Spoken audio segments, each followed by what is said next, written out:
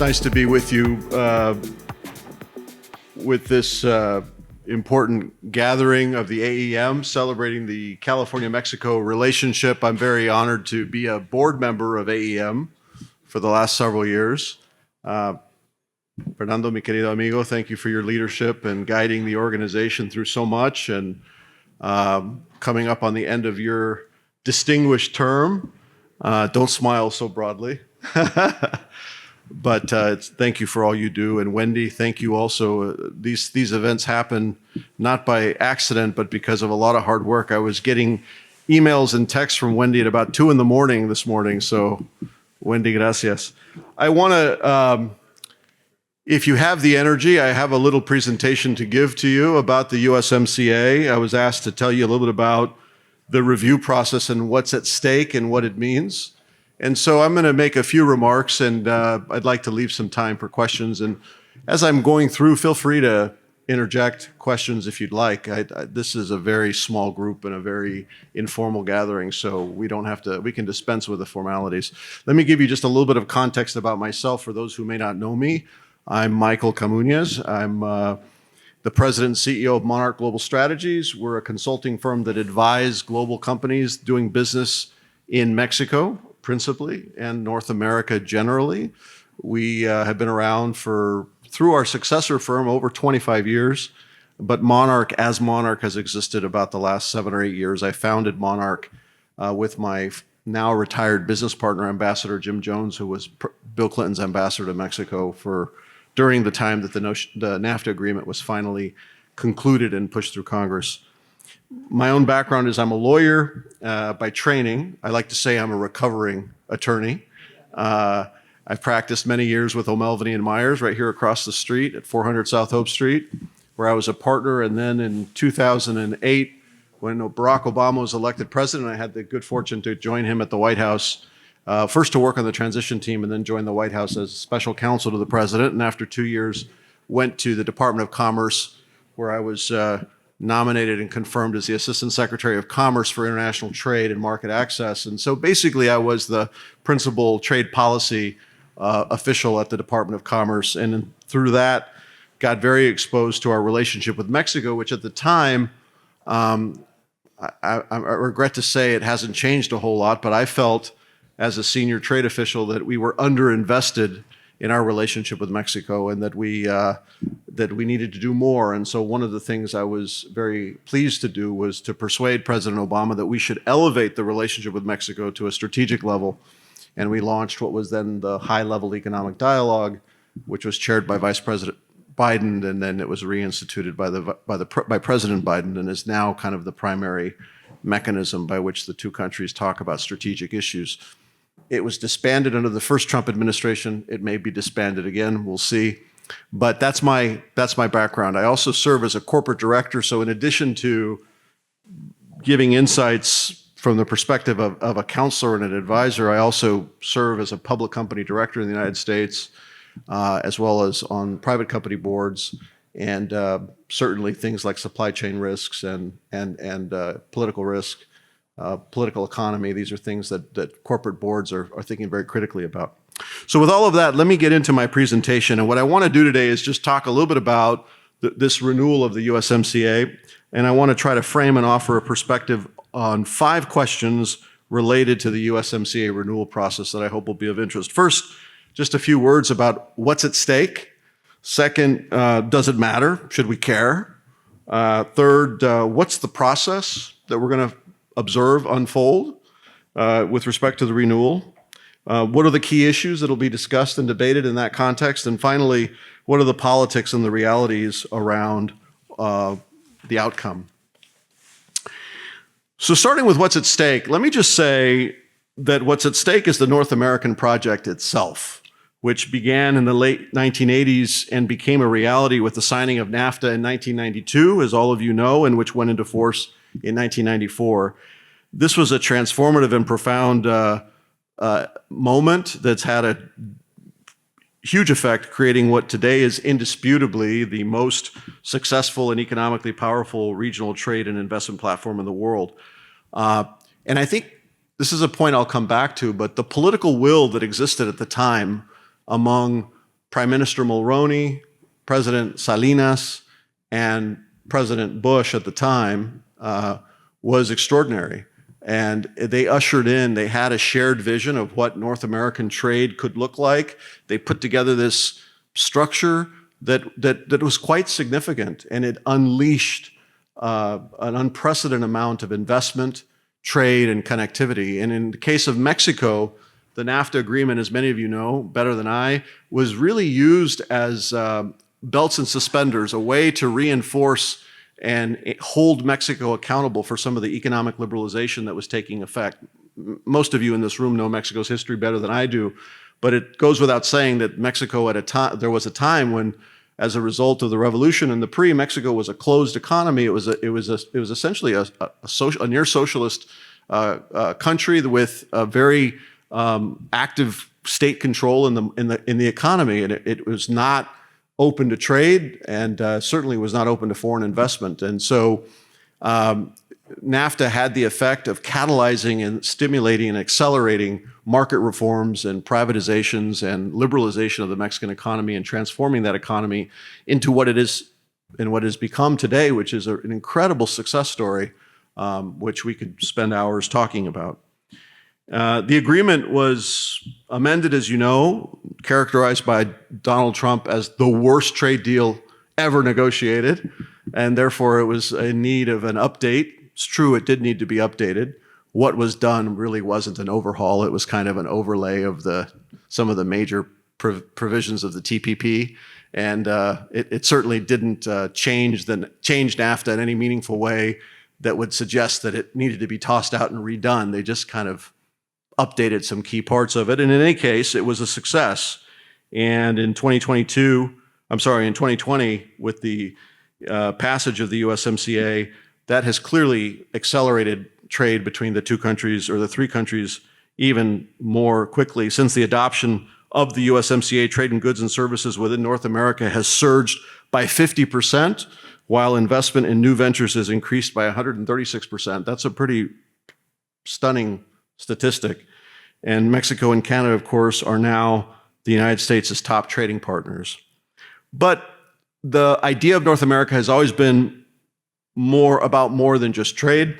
North America, at least historically, has been about more than trading. It's been a common endeavor to produce and manufacture together. It's resulted in vertically integrated supply and value chains that have facilitated some of the most competitive industries in the world. And it's been about shared values.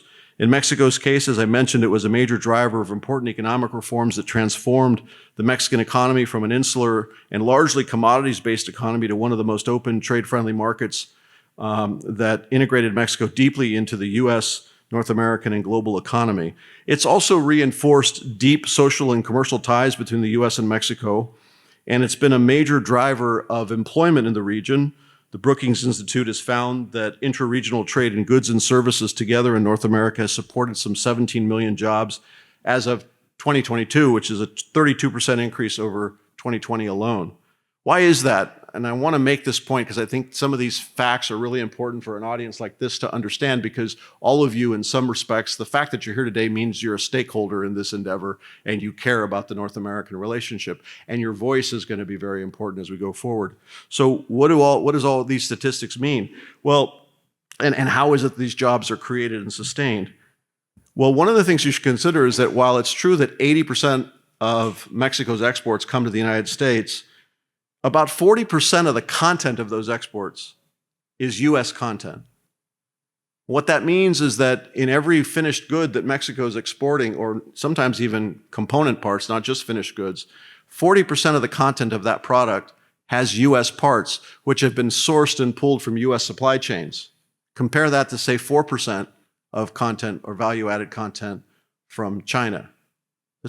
We're making things together. We have integrated production chains, and this relationship is putting people to work. When I was in government and we were in the midst of passing the Korea and Panama free trade agreements, I went into the belly of the beast. I went into some congressional districts, some Democratic congressional districts in Ohio and Louisiana and other places, into union halls, and would talk about why these free trade agreements were important. And especially in the Midwest, in the automotive sector, people don't realize that their jobs are dependent on trade. You know, we're so proud of our automotive industry. Our automotive industry is globally competitive only because of Mexico and Canada, only because vehicles are not made in Mexico, they're not made in the United States, they're made in North America. So the reality is this endeavor has always been about more than just trade. It's about a deep integrated relationship. Now, in fairness, I have to say that it was not a perfect agreement, and it's had its shortcomings. And there's a credible critique of NAFTA and the USMCA that they disproportionately benefit companies and corporate elites and have not meaningfully improved wages for working class Mexicans, especially. It also created significant dislocations in manufacturing communities around the United States, which were exacerbated by China's entry into the WTO in 2000. The economic pain from these trade adjustments and dislocation has been real, and arguably no political party in this country has taken adequate notice or care of the people adversely affected by the flat wages and job loss that are often attributable to free trade. And that, in part, explains, in my view, the political situation that we now find ourselves in today with Donald Trump. So that's what's at stake. Does the renewal of this agreement in 2026 matter? Should any of us really care about it? Well, I think we should. I believe it's critical, especially for reasons of our own national competitiveness and our own future, but also for important cultural, social, and political reasons. Let me start by saying that I think, you don't need me to tell you that we're living in a new world order, in a new multipolar world. The post-World War II order which left the United States as the most powerful economy on the planet is coming quickly to an end. We see ascending economic and military powers in China, India, and other regions. China today is perhaps the greatest challenge. I don't like to use the word threat like some do. I think the most effective way that we're going to compete against an ascendant China is as a regional economic bloc, as North America.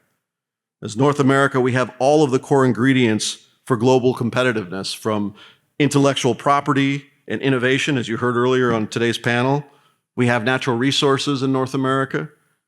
We have demographics, a young workforce, and we also have geographic and physical cohesion, and to a certain degree, isolation from the rest of the world. This North American region is very unique in our geographic structure, and we have peaceful borders. As it's been said, geography is destiny. When I always do this thought experiment with people, and I ask you to consider, as problematic as we think our border is, what if you lived in Israel or Lebanon or North Korea in the DMZ or Pakistan and bordering India with a constant threat of war? There are places in this world that are very dangerous. There are some very dangerous borders. Ours are not them. We are blessed with a 2,000-mile border with Mexico that is largely peaceful. FBI statistics will tell you that the U.S. border communities are among the safest communities in the country. And of course, the Canadian border is quite peaceful, and that's reflected in the disparate treatment that the two borders receive. So we have social cohesion and shared values. Second, I believe that deeper regional economic integration that focuses on inclusive growth and that benefits a broader range of people and the economy will drive economic growth and competitiveness for future generations. So my children's future, my daughters, Faith and Olivia, who are 10 years old, their future is intimately bound up in how well we get this project right, how well we're able to compete as a region. Third, North American integration is also important for social and cultural reasons. Speaking of geography, we have a shared history, territory, language, familial and cultural ties. Understood correctly, these are assets to be leveraged, not things to be frightened of. Latinos currently make up, as you heard earlier, almost 20% of the U.S. population, and will hit almost 30% by 2050. That's a pretty remarkable thing. Almost a third of the U.S. population will be of Hispanic origin. It's the fastest growing demographic and one of the principal sources of wealth creation and business creation in the United States. So one would think getting it right with Mexico and Latin America would be important to this country.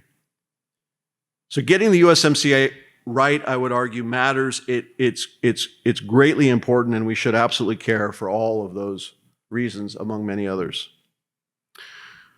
So if it's important and we should care, what's the process going to be? And here I just want to put a caveat and say what I'm about to describe is what's set forth in law, but we're already seeing that that may all be upended by President-elect Trump from day one. So I'm going to describe what the law calls for, what the political process should be, and then I'll come back at the end and talk about Trump's actual tactics.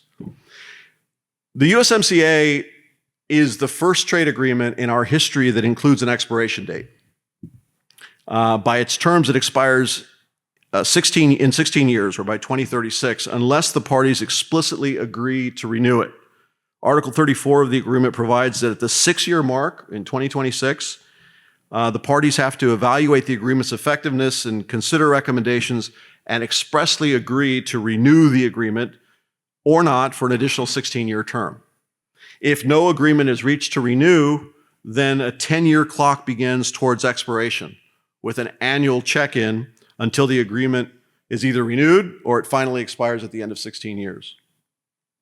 The renewal is not characterized in the agreement as a renegotiation per se, but currently the current circumstances plainly suggest that that's what we're looking at, is going to be a renegotiation. Specifically, Article 34.7 of the USMCA requires the parties to hold a joint review through what's called a Free Trade Commission, which is just a fancy word for a meeting of the three executive representatives of the three executive branches, Economia, USTR, and the Ministry of Commerce in Canada. 6 years after its entry into force, which is July 1st of 2026. Now, each country has its own process spelled out by national law in the adopting or implementing legislation of the agreement. I'm going to talk just about the U.S. process here for today. In the U.S., under the USMCA Implementation Act, USTR, the United States Trade Representative, is required to initiate public consultations on the review at least 270 days prior to the review, which is around October of 2025. So by October of this coming year, USTR is supposed to have initiated public consultations. They have to publish in the Federal Register a notice to invite public comments, hold public hearings, and provide an opportunity for stakeholder input. USTR has to report to Congress by January 3rd of 2026 on its assessment of the USMCA, describing the Trump administration's recommendations and whether the agreement will be renewed past 2036. Congressional approval is not required unless the U.S. seeks to amend the agreement in a manner that alters U.S. domestic law, which would require congressional legislation. That's what the law requires. Now, it's unclear if President Trump has to have what's called trade promotion authority.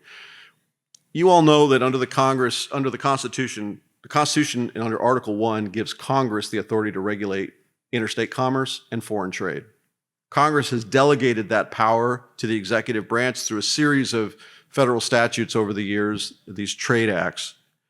And one of the things that Congress does in empowering the executive to negotiate trade agreements is it passes a bill which is called Trade Promotion Authority, or TPA. And what TPA does, and this is the important thing about it, is it requires the executive to come to Congress and specify their negotiating objectives. And as long as the administration negotiates within the framework of those objectives, when it brings a free trade agreement to Congress, it's only subject to an up or down vote. It's not subject to a bunch of congressional debate and amendments, right? And that's important because can you imagine the effort of going through negotiating a free trade agreement with 3 countries and then have to take it to Congress and individual members of Congress can amend it and the whole agreement could blow up. So TPA is important. It's not clear if Trump will have TPA. TPA is not a forever thing. It expired as of July 2021. So if Trump wants to renegotiate this deal, there's a strong argument that he should seek trade promotion authority from the Congress. Will he do it? I don't think so. But that's what the law requires. Now, there's going to be a lot of organizing and lobbying around this renewal process, and AEM, in my view, and those of you in this room in the private sector will need a strategy to make the case as to why the renewal of the USMCA is important. Just yesterday, the AEM board met and we began a conversation about what our strategy as an organization should look like to promote the renewal and to be a voice for the renewal on the USMCA. Now, in reality, all of this may be upended or at least accelerated greatly by Trump's declared intentions to impose punitive tariffs on Mexico and Canada, as he announced just a week or so ago on November 25th, and I'll come back to that in a moment. So that's the process. That's why it's important, and that's the process. So what are the key issues that we should expect to see and play out in the context of the USMCA renewal? Well, I think there are three buckets that are going to come into play. One of them is China. The second one is going to be, together, security and migration. And the third is going to be what I'd call more traditional trade policy, trade irritants, classic trade issues. So let me just say a quick word about each of those. The 10,000-pound gorilla in the room is China. And I don't know, maybe you've had conversations already about China last night with Duncan a little bit, but the perception of China as a national security threat to the United States is now, regrettably, a bipartisan issue that is not even up for debate anymore.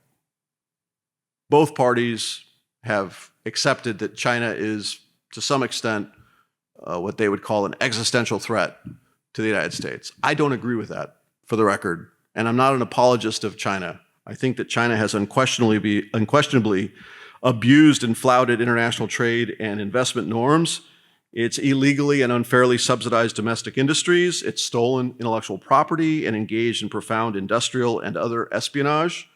And it's engaged in myriad unfair trade practices that have benefited its domestic industries and hurt global competition, like the forced transfer of technology. So China's a bad actor. I don't have any doubts about that. And I think China does need to be held accountable for that conduct. I'm not naive, nor am I an apologist for China, but I happen to believe that we're at risk of approaching the China challenge all wrong, focusing more on just the security threat and not enough on the need to compete. Period. I think that that's a longer discussion for another day. But I think if we really had enlightened economic policy, we would be very focused on how we are going to compete our way out of this dilemma, invest and compete our way out of this challenge. You cannot contain China. You cannot hide information in this day of a hyper-connected global economy with the rise of technology and the coming dominance of artificial intelligence. You can't put that genie back in the bottle. You're going to have to figure out a way to compete effectively, and I don't think we're focused on that. We are focused on treating China like a bear, and we're poking that bear. And I worry, frankly, that we're going to end up provoking the bear in ways that are unnecessary and unfortunate. For purposes of the USMCA, it's clear that the U.S. is going to insist that Canada and Mexico choose sides and limit Chinese investment in their territories, full stop. There are legitimate concerns about the transshipment of goods that enable China to take advantage of the USMCA and rules of origin, but there are going to be difficult cases of bona fide Chinese investment in, say, manufacturing in Mexico and Canada, even in non-strategic sectors, that will be permissible under the plain law, under the plain letter of the USMCA, but very politically problematic for the United States. And that's going to be how these three countries deal with that and with those issues is going to be at the heart of this discussion. We've already seen efforts to limit Chinese components in automotive manufacturing. There's a proposed Department of Commerce rule on automation and self-driving technologies in vehicles and electric vehicles.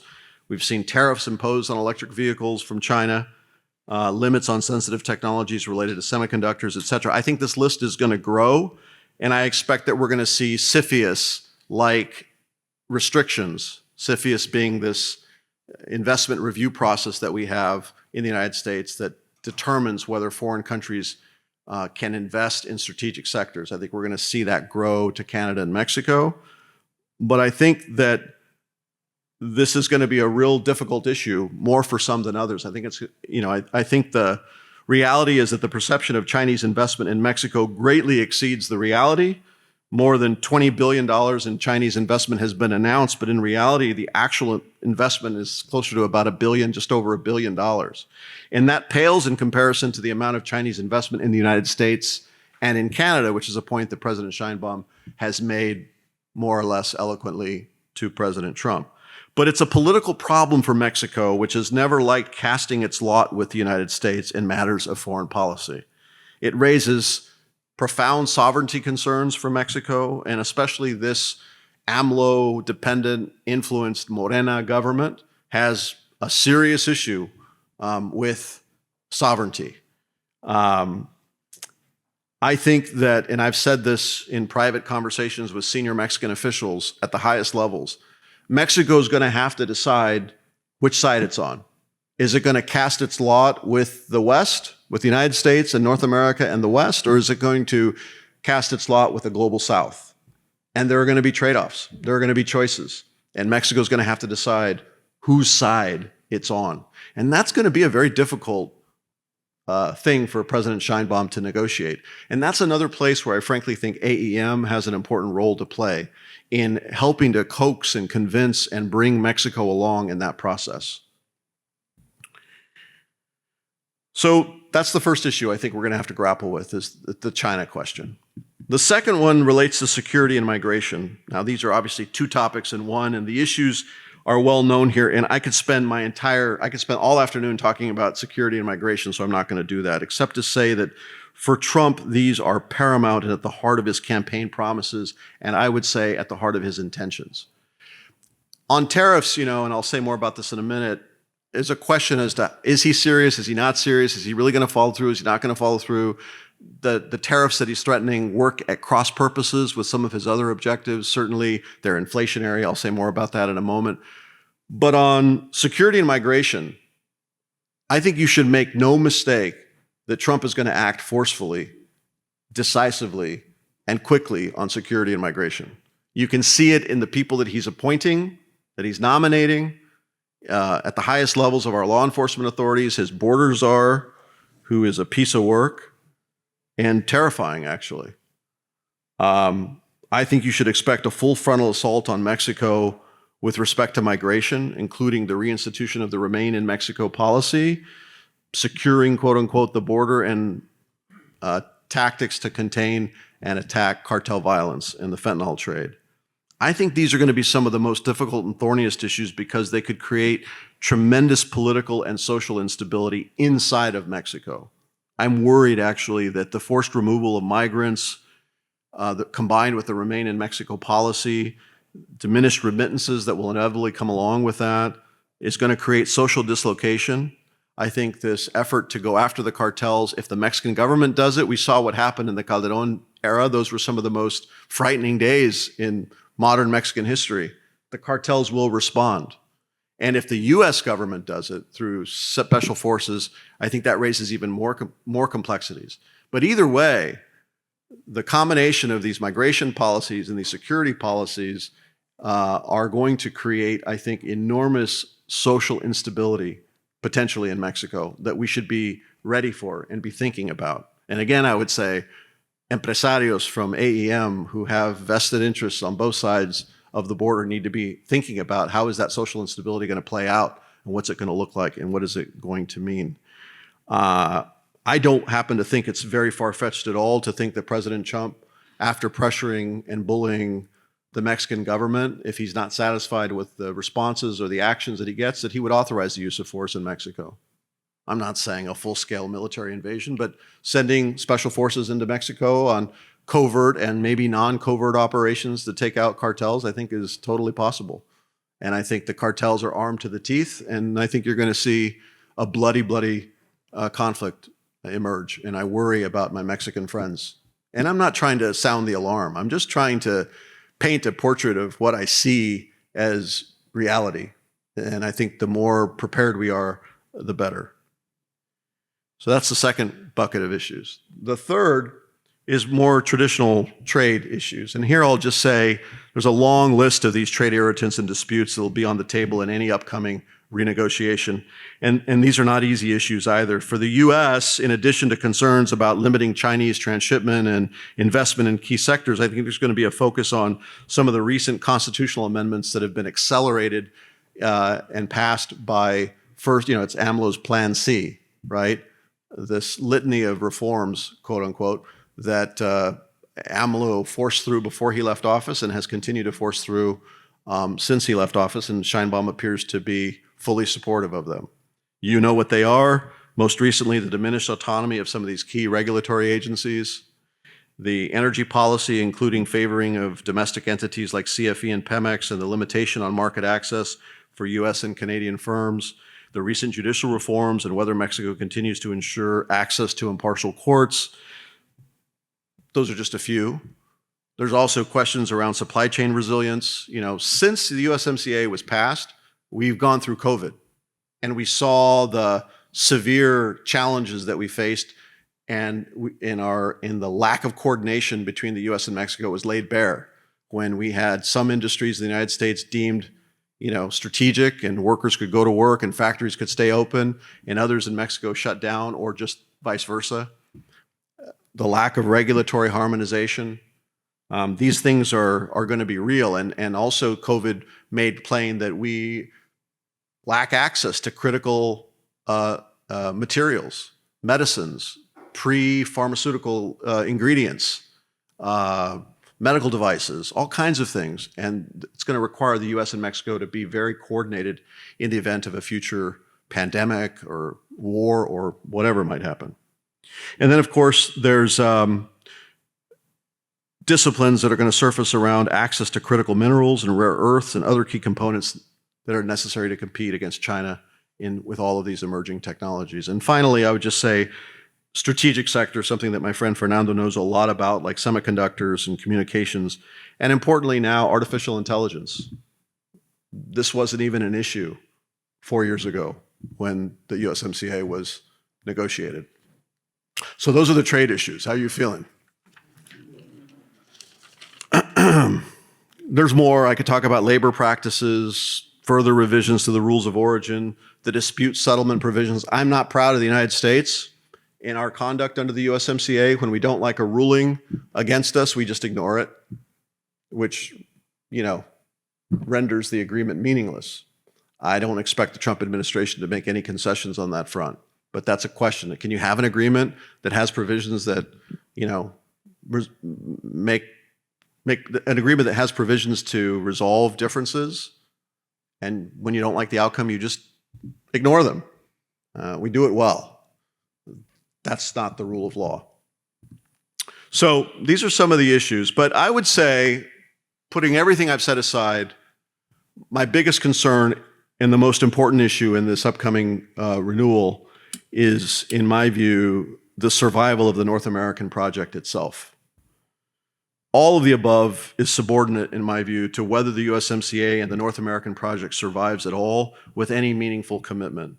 And the early signs are troubling. I was in Toronto about 2 weeks ago, maybe 10 days ago, at the North American Forum. The NAF, as we call it, was created by Secretary of State George Shultz after 9/11, when he felt that there was a need to not let the locking down of the United States disrupt this North American project that everyone had worked so hard on. And we called a delegation from each of the three countries together to work on a trilateral basis. We used to meet at Stanford, and now it's moved around. We were in Toronto about 10 days ago. Jaime Zabrodowski and Herminio Blanco and a number of folks were there from Mexico, some of the NAFTA negotiators and more recent negotiators. Juan Carlos Baker presented a paper on this topic, actually, very good one. Tom Shannon, our former Undersecretary of State, I think an incredible career diplomat for the United States, leads the U.S. delegation, and I was proud to be there as a member of the U.S. delegation. And while we were there, the Canadian premiers from the conservative, what do they call them, provinces, basically said, why do we even need Mexico? Let's just go back to a U.S.-Canada bilateral agreement. And everyone thought that was just foolhardy politically, until the Prime Minister of Canada, Justin Trudeau, spoke up and basically, after having just met Claudia Sheinbaum at the G20, basically said, yeah, we'll do North America if we can, but we're willing to go it alone with the United States if we need to. So I'm very worried that the North American project itself is at risk. And that would be, very challenging. I just hearken back to 1992 when you had the three amigos, the original three amigos, and the vision and the political will that they had to make this project a reality. There is nothing like that today. There is no stakeholder in the White House today for North America. There is no stakeholder, in my view, in Canada at the moment, not Prime Minister Trudeau, but his successor, Mr. Poilievre, who will come to power any moment. And I don't think Claudia Sheinbaum is necessarily I don't think she bleeds North America. So I worry about the fact that there's no political leadership. I'm getting the hook here, but if I can take just 5 more minutes, Fernando, I'm gonna lean on the chair for a little bit of privilege. So what are the politics and what's going to happen? I'll try to be very quick. The bottom line is we're entering into uncharted territory. And if anybody tells you they know what's going to happen, they don't know. It's like people who told you before the election they knew how the election was going to go. They were certain. Obviously, half of them were right, but they didn't know. It could have gone anyway. We don't know what's going to happen. First thing I want to answer that I get asked all the time is, can Trump impose these tariffs that he's threatening on Mexico and Canada? Can he do it unilaterally? He's proposed to impose 25% tariffs on day one. And the answer is unquestionably yes, he can.